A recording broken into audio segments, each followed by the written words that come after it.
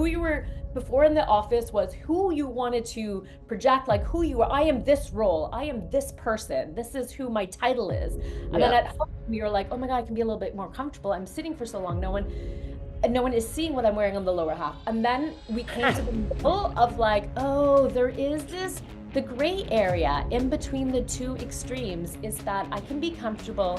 I can have a little bit more awareness about my style and my personal style. And Yeah. once I can meld the two together and then I think therefore there's even more confidence because you feel like you deserve to be where you are and you are certainly still comfortable in your clothes. You weren't feeling so disconnected with what you were wearing. A button down with the blazer and it's, constricting, and your trouser and pumps. And now we're not wearing pumps all the time. We're wearing, funky sneakers. The wrong shoe theory is coming in. Welcome to the Leadership Launchpad Project, changing the way the game is played. This podcast helps purpose-driven leaders unlock their highest potential so that they can play their biggest impact game. Welcome back to the Leadership Launchpad Project, changing the way this game is being played. We are so fired up for today's episode. We have a fantastic guest that we have been so looking forward to getting into the podcast studio. I'm going to pass the puck over to my teammate Liane so that she can introduce our fabulous guest today. Liane? Yeah, absolutely. It's my pleasure to introduce our guest this morning, Janice Meredith. So Janice's background includes working as a women's fashion editor, covering multiple aspects of fashion and personal style. She's written extensively about beauty, decor, and travel, and she was the on-air fashion and lifestyle expert for Cityline TV and the go-to expert for various other news outlets. And Janice's positioning on fashion is really all about crafting personal confidence through individual style. And her segments on Cityline not only educated viewers on how to bring out confidence, but she also coaches on how to pair items to create that well-rounded but minimal wardrobe that we all wish that we had. So Right. I also have the privilege of knowing Janice as a neighbor and a friend. She lives in my neighborhood. She is the mom of 4 amazing children that she gathers daily inspiration from, fashion and otherwise. So welcome, Janice. Oh, And thank you for being here. thanks for being here.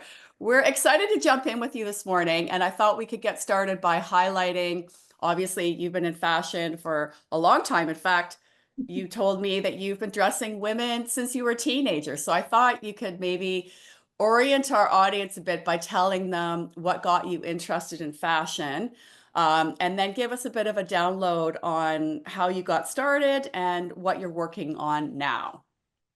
Absolutely. So yeah, it's less about how I got started and more about how I just appreciated that this is exactly what I was meant to do. This is just my natural instinct. We're all great at something. And this is what has made me really feel comfortable and confident is just sharing this.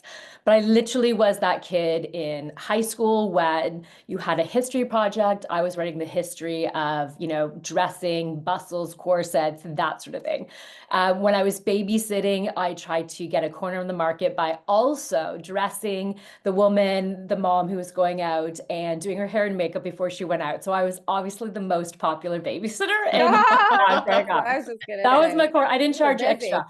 But no lie, that was the first time I really, saw, like for me, it was fun and playing, right? It was like dressing up with dolls, moved on to dressing up to humans and really got to see the confidence that I wasn't aware exactly just how to phrase that, but I saw the difference in women. Like they're leaving and they just felt a little bit lighter, a little bit more, at ease and a little bit, it just came through. And I didn't know that until like I really looked back and saw it. So then, in high school, I worked in a department store. I, went above and beyond and organized, fashion shows in the mall. I loved doing all the styling.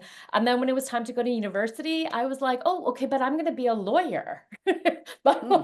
And clearly that was not the right choice. I don't know where that, that disconnect happened. And then so made my way back to fashion when There all these different roles. I ran a consignment store when I was living in the US with a boyfriend. And it was this really high end, it was North Dallas consignment store where it was a whole lesson on these labels coming in, and a whole different experience about consumption was my first, door opening experience to like just how much, starting with Americans really just consumed and just were constantly, there was no love for the clothes. There was no like, feel good. It was, buy, sell, buy, sell.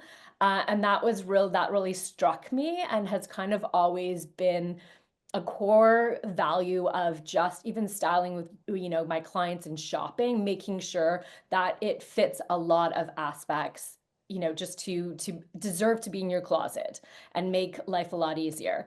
So I started at Fashion Magazine. I've always been a personal shopper, to whether it was like, just a couple, to like my full-time business.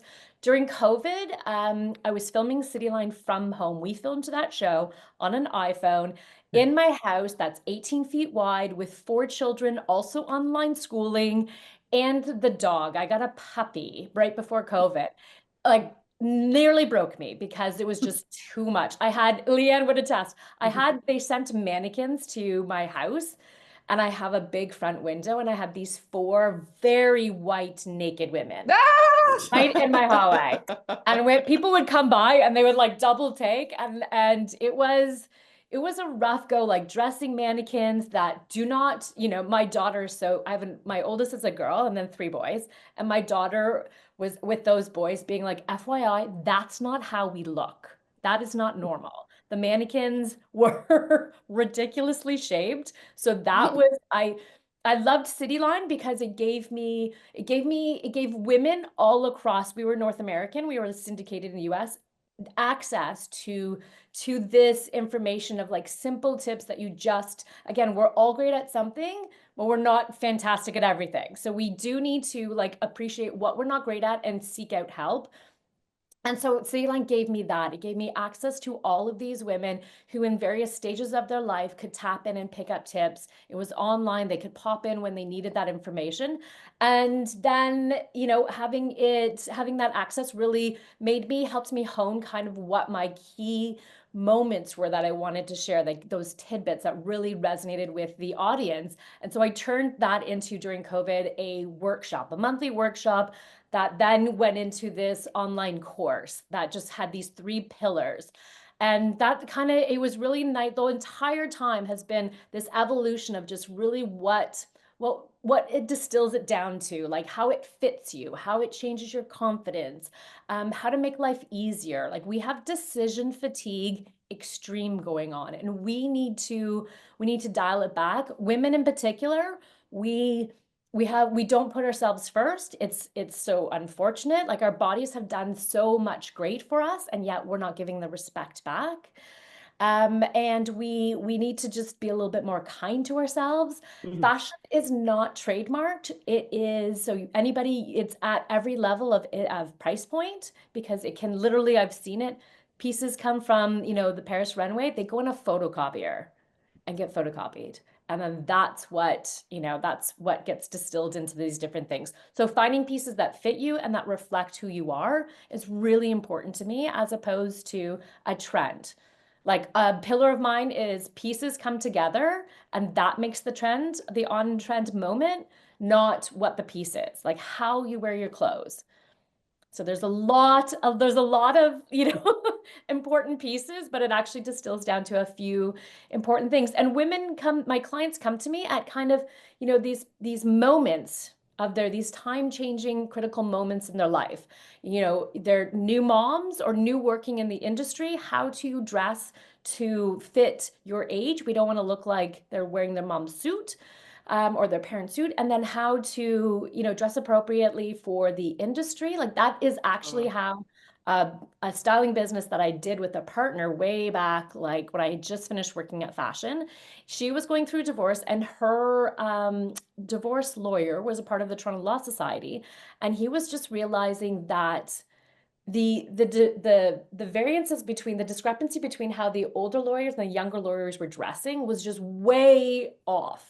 And there needed to be like not tight boundaries, but there needed to be something. There needed to be some sort of like something, let's focus on like a core, like there's got to be some sort of rules to keep everyone in the same sort of place about how they're presenting and how they're representing. So key moments of your life, like starting in the workforce.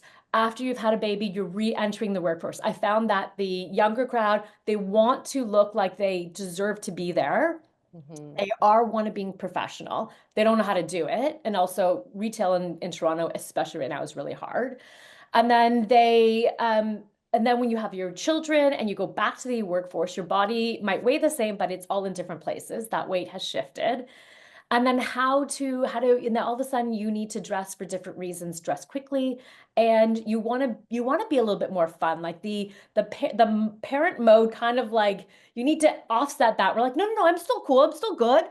And then, the perimenopause, then the body changes again. And I think women need to re-look at themselves. And also this whole thing that men don't go through those same changes. It's really, men still need help to dress because there's a work look and a weekend look. And there's a lot of space in between that they don't know how to do. Work right now, the office has gone back into wearing suits. I think that's actually because they didn't know how to do the middle ground. That makes sense. I'm dying to ask you a question about Oh yeah, something. sorry. Yeah, can I stop you in your tracks just because I'm dying to ask you a question, because I know I felt this and I'm sure Susan and Liane did, but you mentioned COVID. And I think COVID was a bit of a pivotal moment, I think, for everyone when it came to style, right? Like how we work and dress completely shifted, right? So Yeah. how do you think that impacted like a woman's sense of style and your identity? Because I noticed a massive shift of how I showed up pre-COVID to now post-COVID. It became a bit more relaxed. It became a bit more, I don't know. I felt a pivotal shift. I don't know about you and Susan and Definitely. Anne, right? So Definitely. where do you think in terms of like women's identity shifted at that point? Well, I think, just out of the lifestyle of being at home, that went more casual, which also introduced this idea of being comfortable, right? So I think when the discrepancy before is when you were dressing for this office, you were putting on your armor, you were putting on Your like monkey suit. That's what I I used to call it. yes, When I like this come home at the end of the day, I have to take off my monkey suit now. Yeah, like who are you representing every day at the office or your place of work, employment, right? And then we're at home and we're comfortable. And it was like, oh, like I feel like there was that they didn't realize like that being comfortable affects your confidence. Right? Like if you're comfortable, then you sit a little differently. You're not fussing. What you project is a little bit more confident. So I think there was that realization. There was like who you were before in the office was who you wanted to project, like who you are. I am this role. I am this person. This is who my title is. And then at home, we were like, oh my God, I can be a little bit more comfortable. I'm sitting for so long. No one is seeing what I'm wearing on the lower half. And then we came to the middle of like, oh, there is the gray area in between the two extremes is that I can be comfortable. I can a little bit more awareness about my style and my personal style. And I can meld the two together and then I think therefore there's even more confidence because you feel like you deserve to be where you are and you are certainly still comfortable in your clothes. You weren't feeling so disconnected with what you were wearing. A button down with the blazer and it's, constricting and your trouser and pumps. And now we're not wearing pumps all the time. We're wearing, funky sneakers. The wrong shoe theory is coming in. So I think we had the two No extremes joke. Like and we found the middle ground. on that point though, like, I mean, that seismic shift for me, it was like, yes, the put together before you've got your pumps, you've got like, it was a certain look and style. And then when everyone started to shift back to the office, like people are wearing running shoes now, like and baseball hats. And it's like, it was just, I felt a seismic shift. I don't know about you guys, but I did. And I started to also give myself the permission, let's call it. I think it was the permission to show up like that as well, right? It's like, well, okay, I guess this is acceptable now.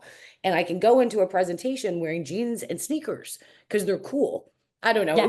It was a whole big change for me. That's all I'm going to say. What does true empowerment actually look like through the lens of style and self-acceptance, though? Awareness and being able to know what works best for your body is it translates. Then you'll feel more confident. If you know what your colors, it actually does just make a difference. Understanding just who you are, like your physical, makes life infinitely easier. Like you guys are on, when you do these Zooms, you know that certain colors don't work.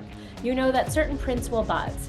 Like we have to know these things, and that will change your confidence in how you present. It's like, it can be an easy, slow little build to get to that point of how you just want to embody who you are. I'm curious to explore that, ladies. I really am, because, we talk so much about executive presence, working with a bunch of executives, and in, let's say, pre-COVID, that was a very specific professional look, right? And I feel like, so much of our communication being nonverbal, like we really had to pay attention to how we were showing up when we were dressing for success in terms of wanting people to see us as a leader and take us seriously, But I feel like I have seen that big shift since COVID. I feel like we're more comfortable in our skin, which obviously is a reflection of giving ourselves permission, more self-acceptance. And I see like that we don't necessarily need to put so much weight on the clothing as much as what's going on behind the gates inside our relationship with self, right? To be able to embody that type of executive presence. I'm curious what your thoughts are in terms of that aspect of this transition, because you obviously work with leaders too. Yes, no, I feel like, again, women, we felt we needed to be something. We needed to be, like I was sharing with Liane earlier, that my daughter is 22, has entered the workforce in her summers with proper like banking jobs. And her first summer, she only wears her glasses and completely covered up. And she's like, you can't be smart and pretty. You have to be smart or pretty. And that is the review, like covered up. And she's like, I won't be taken seriously if I'm too pretty. And she's buttoned up, and she has this idea, like she's like, I have to present that I'm a serious, good worker, that I'm a hard worker and I know my stuff. And I'm like, no. And I'm like, and I said to her, like, oh, that all I work with are women who have this space now to project their personality. And we're talking about like what happened during COVID is that they're like, oh, this is what I like. And, this is, I've reconciled my internal view of myself and my place, my idea of who I'm supposed to be comes together. Like I can tweak things, wear red shoes, but I'm still wearing a pump, or there's these little hints of personality and that in their outfits, and that's what comes out. And there's more of that confidence of being that women don't have to dress. It's not just business or sexy. Like there's so much in between. And that's what I'm about. Like, show your confidence, less on trend, more about your personality, show your personality. And it doesn't have to, like, that's the great sneaker theory. A great sneaker, you can do a white one, which, can say something, or you have something a little bit more like gold and a bold color. Like it's something so simple that shows more of you. And again, going back to my daughter, I'm like, women pay me money to help them not be exactly like everyone else. Like I don't, and she's like, it is just easier if I'm just here, like my glasses, serious worker. She's like, I don't have that luxury of being who I am yet. And I just, wow. Well, that to me, that's the I'm whole just thing. like, And even going back to, I think what you said, Janice, just like, I don't know, it was a few minutes ago, around the idea of you deserve to be where you are.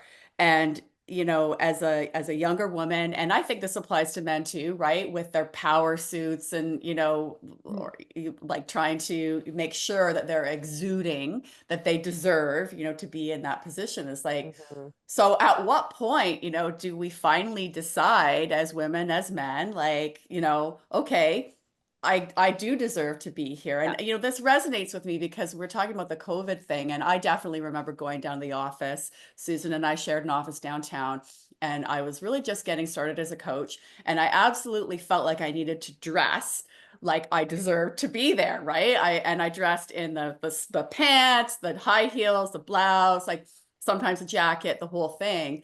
And then happily did away with all of that after COVID too. No longer feel like I have to, you know, dress that way in order to make sure that my clients understand that I know what I'm doing, right? Yeah. So yeah, like, I mean, just as somebody who actually went through that whole process myself, in my 40s, I think what goes into that you've seen, Janice, when suddenly somebody's like, okay, I think I deserve, you know, to dress the way I really want to dress, because this is about authenticity, really. That's Yeah. it. I think a lot of it that we haven't touched on is actually the time that we give ourselves, right? Like women and parents, our lives are busy. Our work is first and foremost in our life, and then it's our, our family, right? They're the two top things. And then it's what attention we give ourselves is at the bottom of the list. So I think it actually, for the most part, you're grinding at work and you're grinding at home and you're trying to do everything. You just go what the easy route is. I think that's a lot, and we just don't ever apply that thought of how we, to apply the attention to exude a little bit more. We know that, this is what's going to work at the office, this is what's going to work, and we put it on and we do that because that's easy. Decision fatigue is big. We just want to show up and focus. Like, this isn't a decision we have to make, so we have the time to make. So there's so many more decisions to come. And we all know about the studies about how how you dress is how you're going to be perceived. There was a study that they gave everybody lab coats, but half the group that the lab coats, the white lab coats, they said are doctors, and the other half said they were, a technician in a factory. And they all, went about their lives in their lab coats, telling people they were doctors or lab technicians in a factory. And they all, at the end, came back and said, like, I was like jumping out. The lab coats, the doctors were answering questions that weren't asked to them. And the technicians totally felt something different. So we do, out of, just about our time that we can address and energy to address what clothes we put on, we default to the easy. We default for what we know is going to work in our industry and in our lifestyle at that moment. Parenting is busy. Climbing the ranks of your job is busy. You put in a lot of hours in your job when you're younger. And then, your kids leave home. You're a little bit more into a management. You settle in. And then you're like, oh, I have this time. Oh, also social media pops up. Like, oh, and then I really do think that is a process that we, naturally get to. You have a little bit more income, you have a little bit more self-awareness. It actually is just like the natural flow of a bunch of different things. I really don't think that people just aren't trying to deal with it. It's just that it goes low on the totem pole of where we can exude some attention. Clothing is expensive. It's hard to find. Women have so much more to deal with in dressing their bodies. There's, so many more components on our bodies, our bust, our shoulder, our hips, our belly, our thighs. Men just are putting on a pleated trouser. Like, I'm sorry. That's why the suits work, because they're putting on trousers. The Get a little uniform. funky with their mix. But it's just, life is busy until it's a little bit less, and then the world opens up, and then, you have more time, you have more money, you have more confidence, and that's when it comes to really push the personal style. And that's the basis for me. Like, I'm as busy. I get hired by my clients for their daughters going into the workforce because, they want them to get there faster. That's my older crowd of clients. They want to help their children get to the confidence, the projecting, the independent style earlier, sooner. It doesn't work for my daughter. She refuses to listen to me. But Usually how that goes. Yeah. But Janice, from your perspective, like on that note, right? Like, what does true empowerment actually look like through the lens of style and self-acceptance, though? Being able to understand what works best for your body. Like, I hate to say that there's rules and guidelines, but there is. Like, I just know high-waisted jeans are totally in. They do not work for my body. I have a short torso. If I put on high-waisted jeans and then I sit down, it's like they're too high. They come to below my bust line. So I just don't do them. So because I will not feel comfortable or confident in high-waisted jeans. So I just don't do it. So that awareness and being able to know what works best for your body is it translates. Then you'll feel more confident. If you know what your colors, it actually does just make a difference. Understanding just who you are, like your physical, makes life infinitely easier. Like you guys are on, when you do these Zooms, you know that certain colors don't work. You know that certain prints will buzz. Like we have to know these things, and that will change your confidence in how you present. It's like it can be an easy, slow little build to get to that point of how you just want to embody who you are and how all the different ways you can do it. I always talk about this fit times 4, how it fits your lifestyle, your body shape, your style, character, and that's kind of how you want to present. And then does it fit your budget? Like you can get there with in little baby steps, but I truly feel like just knowing who all of you are, like your body shape, all of like what you want to project, all of what you can access, put those together in little bits and it comes together nicely. Like we know people are going to judge you on how you show up, but we forget that we also can judge ourselves on how we feel, like what's on our body. Like I know certain things make me feel great, and I can literally, like, I'm light and walking down the street, and then people take notice of that. But also for me, I notice that I sit taller, I speak clearer when I feel good and when I feel confident. And it is an entire package. It's sad to say that we are judged on how we look, but that is the way of the world. And so we just better step into it and own that process.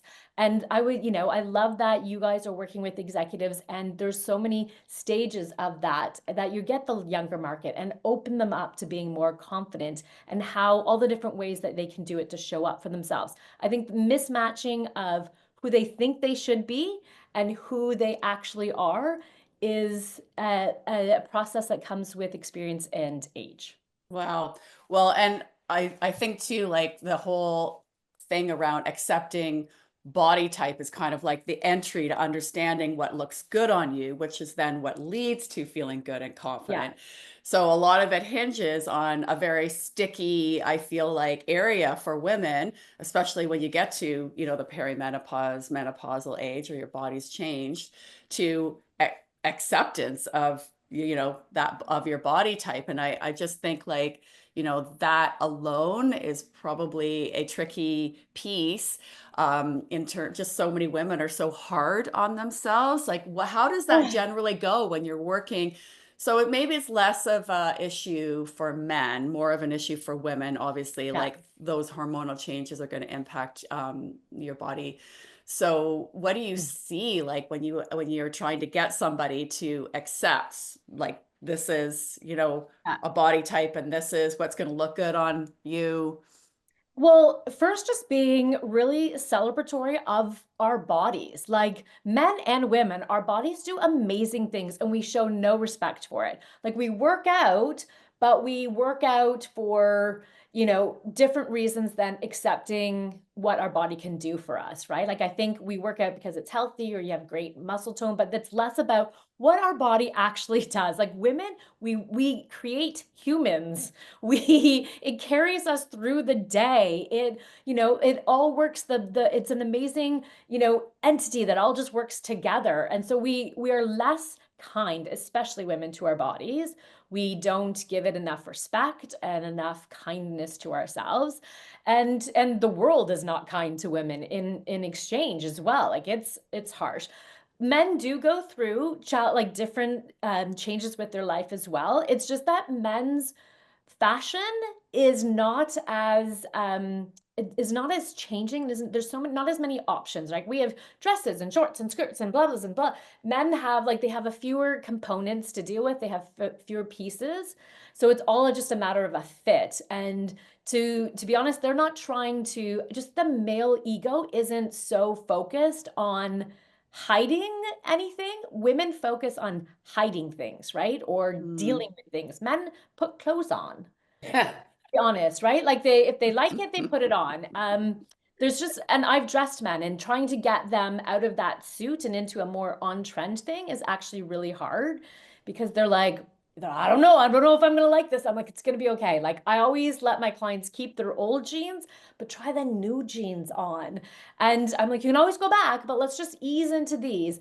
So men do go through the same thing, but just not to the degree and not as entrenched as women. Women, for sure, they struggle. The biggest barrier is that they struggle with who they were, who they were when they were 20, right? And I'm like, you are no longer 20. You're now 45. You've had children. You've, raised a house. You've gone through like multiple growths in your career and your lifestyle, and you've, had trauma, and you've had death, and you've like done all these things, and your body reacts to that. We have so many more hormones that are affected by our every aspect of our of life that men don't have to the same degree.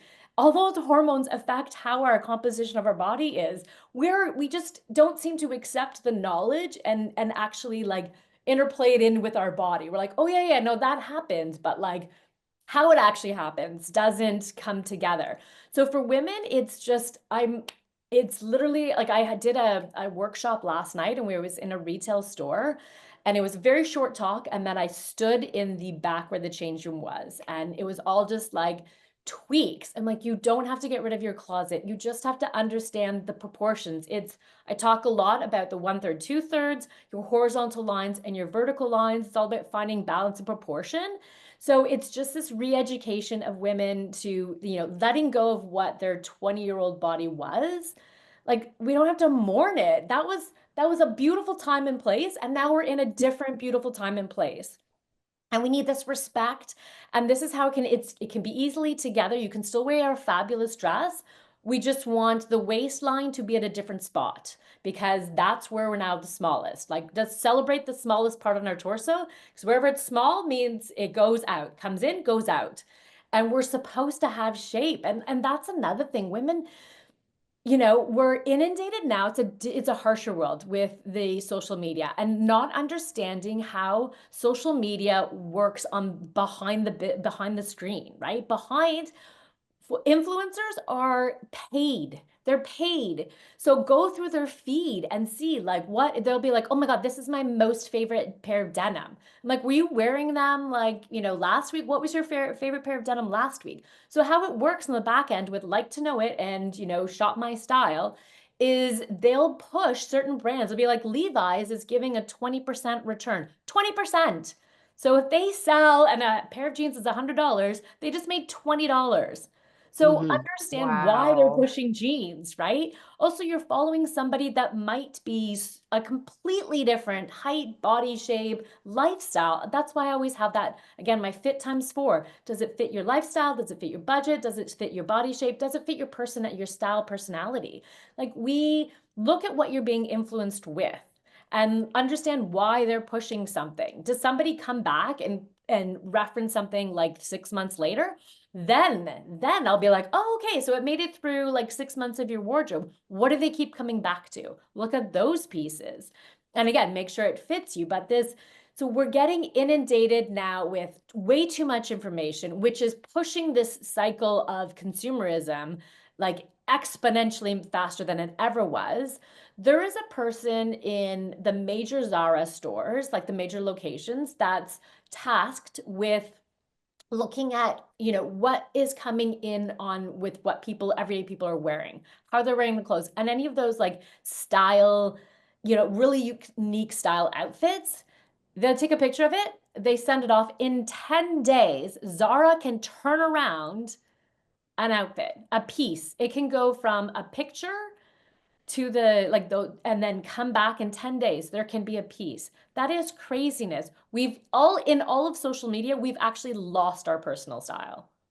I got a question. I'm more of a fun question for you than anything else, because I have no clue. Riled up. I have no clue on Love this. it. Like, I have a hard time keeping up with trends. We were talking about social, right? And especially when it comes to the workplace. And I, came downstairs. I have a 17-year-old daughter, a very opinionated 17-year-old daughter. Came downstairs and I'm wearing skinny jeans. And she's like, what are you wearing? And I was like, I'm looking, going, thinking, I love skinny jeans. I Yes, love them. yes, She's we like, all do. you can't wear those anymore, mom. And I'm like, what? Why? I've only just adopted it like what, a year ago, and now all of a sudden I got to get it out. She's like, no, you've got to wear these big baggy things. And I'm like going, okay, I don't know what is acceptable and what is not, because in the industry that I was in before, it was very, very young. And so, I actually, funnily enough, based on a 17-year-old comment, walked into the office wearing my skinny jeans going, oh my God, is everyone judging me right now? Like it was this weird thing. And as I started to look around, because I really hadn't noticed, everyone was wearing these big, baggy, oversized jeans that look horrible on me. That's Like they that's look your like a sack of answer. potatoes. Yeah, And there's so your I answer. decided to go, you know what? These work for me.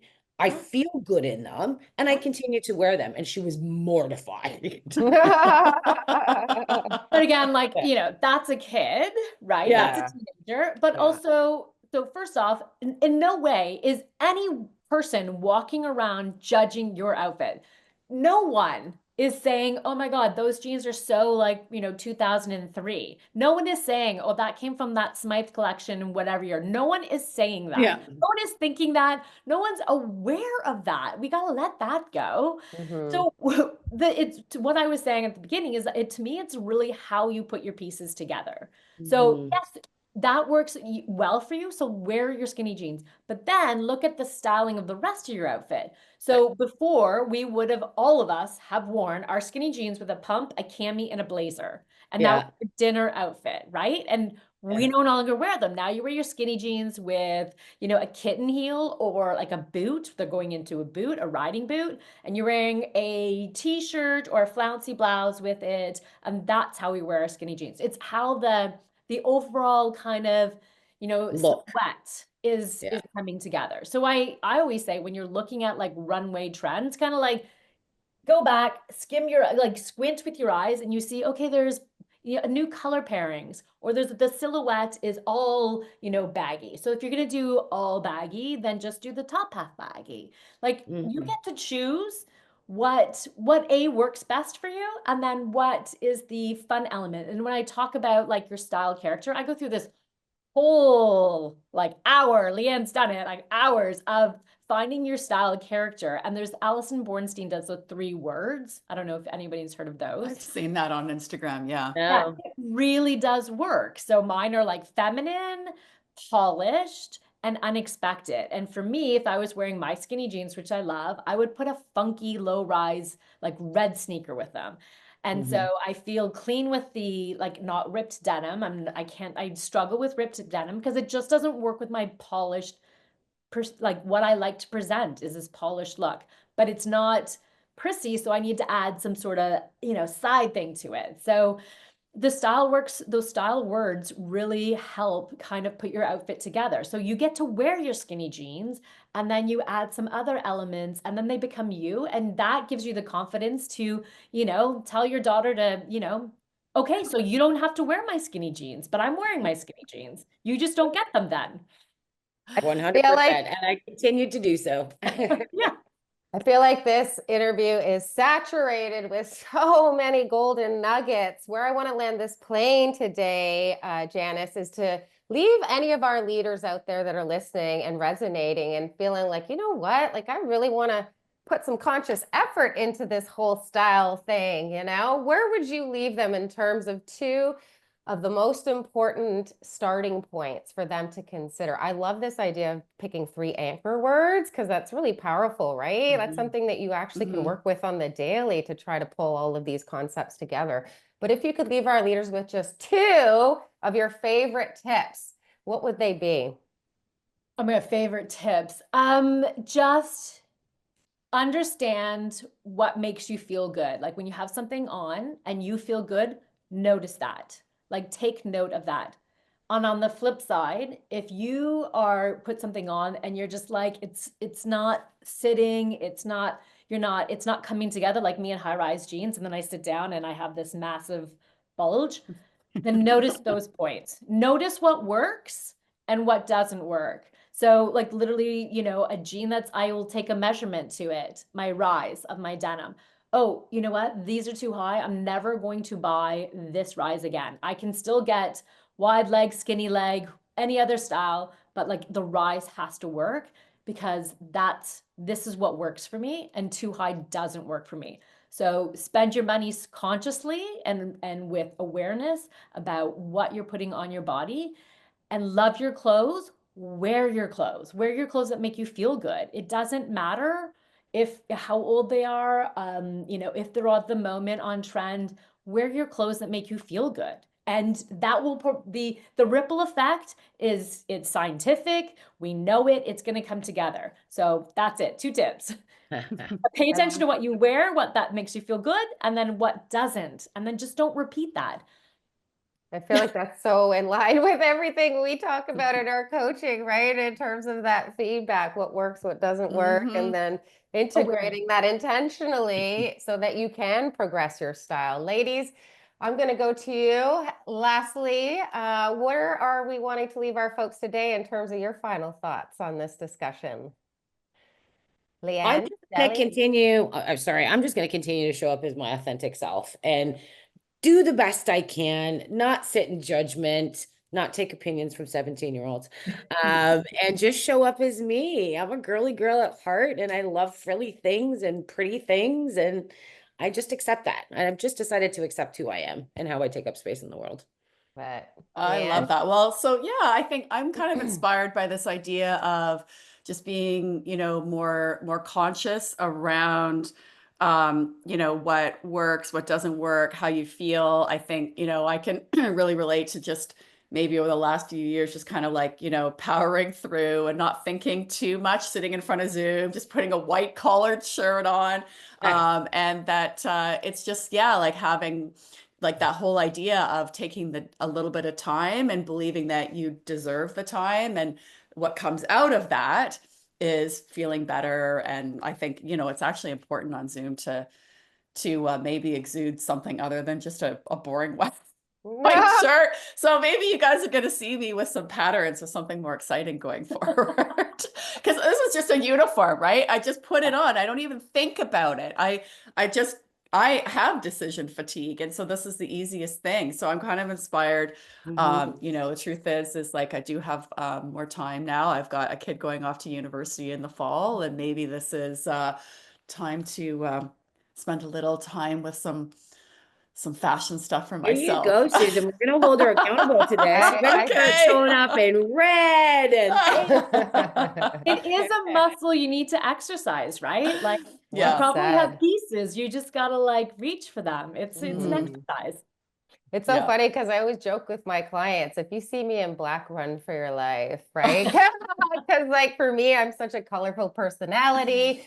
Y'all know that to be true about me. And when I get dressed in the morning, that's kind of how I do it. I just gravitate to the colors I feel called to based on how I'm feeling that day. But however you slice this cake, I feel like you can't go wrong when you're just trying to express yourself authentically. This is such a big part of our coaching in terms of the self-leadership piece, right? Because that state don't lie.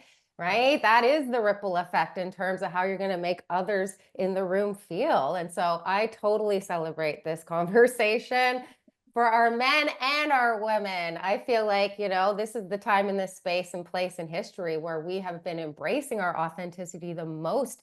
Yes, even in the context of big leadership. I hope everybody listening enjoyed this conversation as much as we did. You know what? We actually want to hear if you did. We're in a year of co-creation with our audience, Janice, and we are asking them to reach out and give us that valuable feedback in terms of whether or not this is fitting well, or if you want us to try something on differently.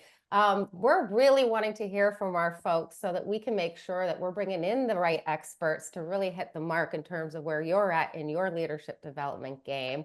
And for all other interest and intrigue in terms of, the backside of this conversation, in terms of the mindset aspects of self-leadership in regards to self-authorization we talked about today, self-empowerment, authenticity, really just stepping in to your true, most impactful self and owning it. Please head over to the website. You can find all the information out in terms of how you can access that one-on-one coaching or leadership development programs over at elitehighperformance.com.